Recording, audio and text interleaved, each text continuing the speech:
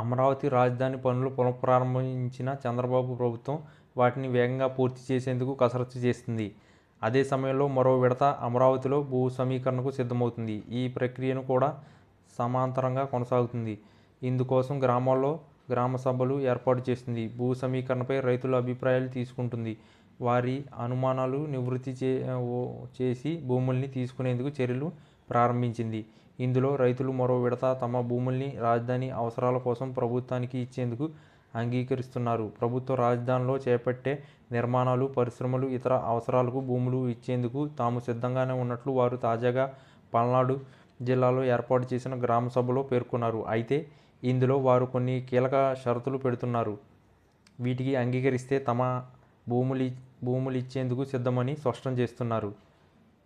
తాజాగా పెదకూరుపాడు నియోజకవర్గంలో దాదాపు 10,000 ఎకరాల భూ సమీకరణ కోసం భూములు ఇచ్చే రైతులను పిలిపించి గ్రామసభ ఏర్పాటు చేశారు. ఇందులో పాల్గొన్న రైతులు ప్రభుత్వం ముందు కొన్ని షరతులు పెట్టారు. ఇందులో ప్రధానంగా రాజధాని తాము ఇచ్చే 10,000 ఎకరాల భూముల్లో ఏ నిర్మాణాలు చేపడతారో ముందుగానే చెప్పాలని రైతులు కోరారు. అలాగే ఐటీ కంపెనీలు విశాఖ పరిశ్రమల్ని తిరుపతి శ్రీ సిటీకి కేటాయిస్తున్నట్లు చంద్రబాబు చేస్తున్న వ్యాఖ్యలు అధికారులకు వారు గుర్తు చేశారు.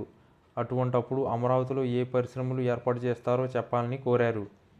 దీంతో పాటు తమ భూములు తీసుకుని బదులుగా ఇచ్చే ప్లాట్లు రైల్వే స్టేషన్లు, ఇన్నర్ రింగ్ రోడ్డుకు తూర్పు వైపున ఉండేలా ఇవ్వాలని పెదకూరుపాడు నియోజకవర్గం రైతులు కోరారు. ప్రస్తుతం ఎకరాకు ఏడాదికి 60,000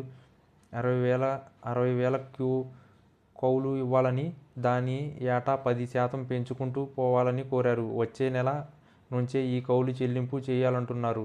ప్రభుత్వ భూములు, ఆలయ భూములు కాకుండా రిజిస్ట్రేషన్ భూముల్లోనే తమకు ప్లాట్లు ఇవ్వాలంటున్నారు. రైల్వే ప్రాజెక్టుకు భూమి తీసుకుంటున్నారు కాబట్టి తమ పిల్లలకు రైల్వేలో ఉద్యోగాలు కావాలని కోరారు.